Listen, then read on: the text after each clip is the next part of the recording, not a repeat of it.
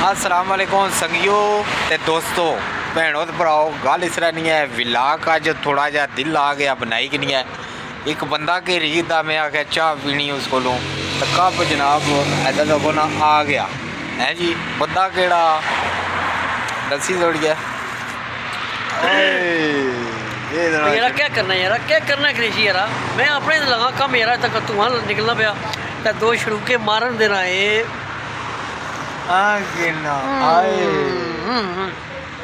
ये पता है कुत्थे बैठे हैं, पता है ये धुआं पे निकला है त्यारी तीसने पर नहीं जी, नहीं तीसने पर नहीं है।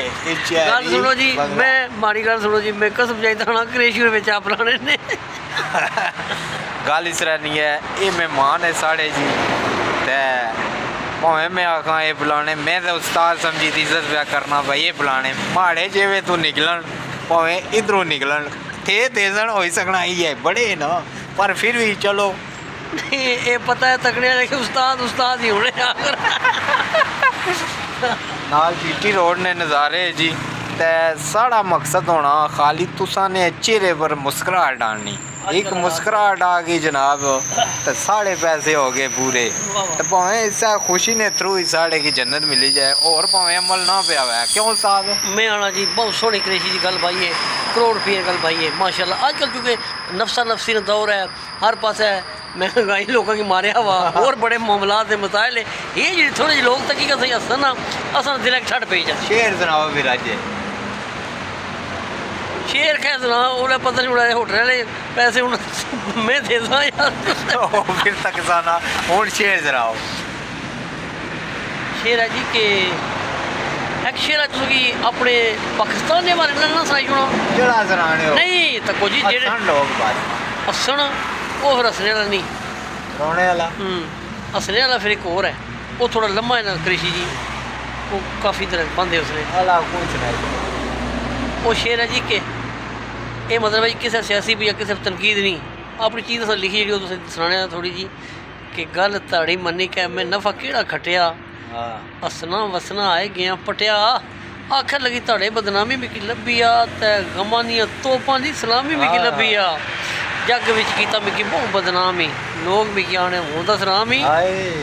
फिर कृषि जी दसना है सज्जी ते खब्बी पे मारना है खेड हूँ बनी हुई सारी तू बिगाड़ना है लारा लप्पा मिकी पे लाना है गल कोई दिले वाली दसना ना बाना है। डीका में सुबह होनी डीका में शाम ही लोग मिकी आखने हूँ दस राम ही अगर सुनो कि जान माड़ी दुख ऐडे सहने जोगी नहीं सी ऐडिया झमेलियां च पैने जोगी नहीं सी भाई बदनामियां दी गल माड़े पेगी इज्जत शरीका में दस केड़ी रहेगी जाए जे रोलिया मिकी सरे आम ही लोग मिकी आखने हूँ दस राम ही। आखिरी जी फनकारी की है वो सुनो ना मोड़ी खड़ जेड़ी तू दिती सी निशानी नहीं मोड़ी खड़ जेड़ी तू दिती सी निशानी नहीं पितले ने छले पर चढ़िया होया पानी नहीं सादा जी मैं सा तू ते व्यापारी से लुटने नहीं करना ख्याम की तैयारी से जानी वारी मिकी तू दिता ना सलामी लोग मिकी आखने हूँ दस रामी। हूँ उस्ताद भावें जे को मर्जी है शेरा ने बदला तू माड़े की सुना पर चाह ने पैसे आहा ओ मैं दिया या तुसा दो गल देखी है ना है यार ये जी भाई के परेशान कर जोड़ने गल है 200 रुपये नहीं अंग्रेजी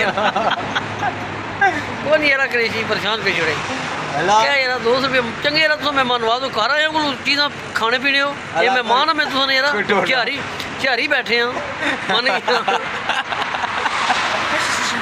बस ये सहाने हैं फिर तुसा की जनाब बस रौनक लाई तो बैठे हैं ते आए से एक वलीमे पर मैं आख्या अच्छो कोई थोड़ी चाह पिलाई है गरमाई तो जनाब गरम गरम इतों भेजी है तुसें गुजर खान ताकि गुजर खाने वाले ना आखन पैनी तू धिक्का मारी कड्डी तोड़िया झेरी वाले हैं जी।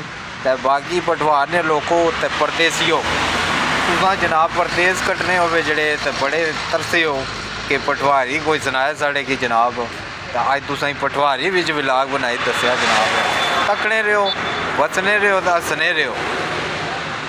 ज़फ़रान कुरैशी की इधर दो ना इधर भी तकने रहो हूँ दो इजाज़त अल्लाह सोने वाला है।